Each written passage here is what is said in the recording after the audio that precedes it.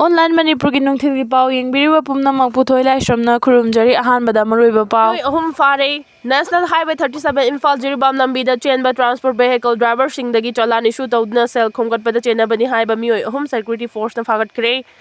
Police ki pau matungina farba mioi sing adudi thangjam George Elias Suras kungani pan Abuzam Narendra Elias Mitlang kungama thoi amasung wahengbam Amarjit Elias Boy kuntraga manga kawi mioi ahum asing ngarang Imphal West District ki Pasoi Police Station na konba kaithel manbi area dagi fat pangam khibani makoi dagi paper roll mapan galoina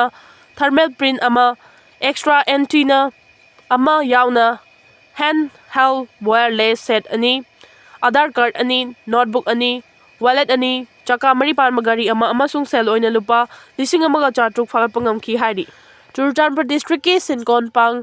Cemetery manak tagi achauba ransom gi demand ga mari lenana kukila lauba singna foreign liquor gil dealer ani kidnap tawkre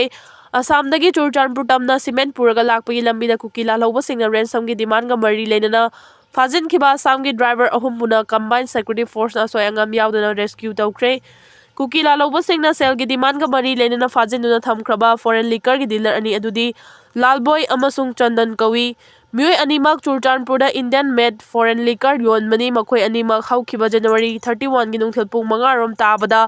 Churchandpur gi Chinkon pang cemetery manang tagi kuki khulai pai basingna faraga pukhibani thaudo asiga mari lenana police na case ama lokhatuna mafam kaya da pak sana rescue operation chathaba hokre tanwasi da yamna toina mi faraga thadok malsel lawbagi thawong chatharakpada Churchandpur da base tawba Civil society organizations singi maikai digi nungnang ba fongdokladuna tauna sida lalon iti ki thabak tawriba sing khudong thiningai oire sakhangdaba singna phakiba mioi ani athuba thadorakna ba apil tawkre amarom da kukila lauba singna ransom gi demand ga mari leinana Fajinkhiba da Assam gi truck driver ahum police na rescue tawkre thawdo asi January 19 gi numidang pung 10 rom taba matamda Churchandpur da cement thanaba victim sing aduna truck sing thauraga lakpagi lambi da kuki khulai paiba singna Songpi village area dagi kidnap tawkhibani loinana thawdo adugi paw khongbaga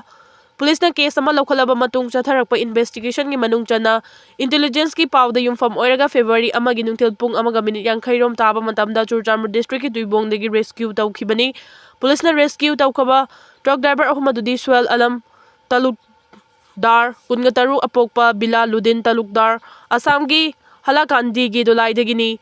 Majrul Alom Barbuyan kungatare apokpa Hamid Ahmad Barbuyan mahaksu halakandi gi dolai dagini atopa truck driver aduna Assam gi Karimganj ki Dalgram dagi Jamir Udin kuntragatare apokpa Ikram Alini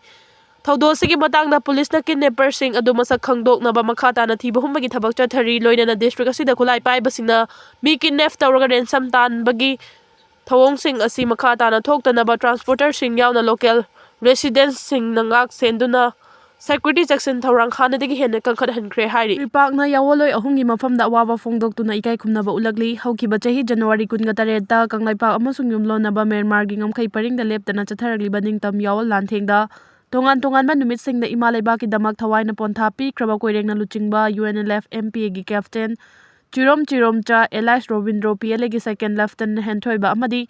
KYKL MYL gi yawol lanmi private Moirangthem Susil Elias athauba singgi mafamda Pripak amasung sigilanmi Sanglof Red Army na thamoi sokna nungaitaba fongdokpaga loinana leikidraba singi mafamda ningtam yawol gi mapung phaba ikai khumnaba utuna awawa fongdokchari haina Law na thingkraba Pripaki Department of Publicity and Propaganda gi Publicity Officer Mangal Khuman na khuek piduna thadorokpa cherol amana haidi cherol asina makha taribadi IOF ki marau leiba luchingba singna Kene Bibu khulai oina sijinnaduna lamdam asigi yawol lupsing muthatnaba aroibi thakta proxy war chatharaliba sida ningtam yawol asigi apunba force amana mapung fana mayoknaduna maithiba piba ngamkhiba aduma apunbana pangalni haiba ipa ipugi pawro adu chumle takpani Ningtam yawoloi athauba ahum asina manung matam chadana leikidaba asida koirengna luchingba UNLF MPA RPF PLA amasung KYKL MYLA na nanghoriba awabada pripakna thamoi sengna saruk yazari loinana imung manung mari mata marumapang amadi sagaina taisingna nanghoriba kainabagi awa chaitheng asida pripakna thamoi sengno nungaitaba fongdokchari